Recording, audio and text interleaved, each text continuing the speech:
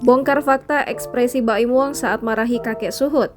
Pakar sebut jelas terlihat terganggu.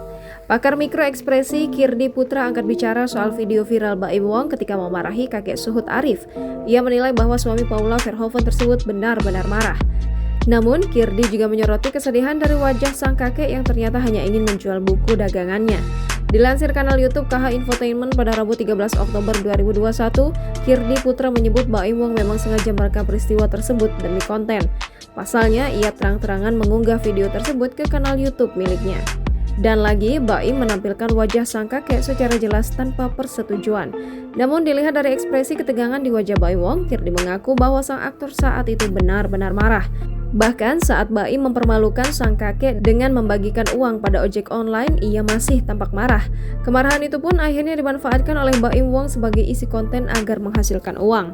Di sisi lain, setelah melihat video tersebut terdengar jelas sang kakek menawarkan dagangannya.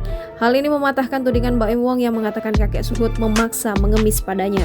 Padahal awalnya sang kakek berbicara pelan secara baik-baik dan berharap jualannya dilarisi. Kakek 70 tahun itu pun terlihat sedih dan kecewa lantaran mendapat perlakuan tidak pantas dari Baim Wong. Menurut Kirdi, tak ada yang bisa disalahkan dari peristiwa tersebut. Hanya saja ia menyayangkan cara Baim Wong yang diduga telah menghina sang kakek. Seharusnya Baim Wong bisa saja menolak secara lebih baik tanpa menampilkannya sebagai konten YouTube.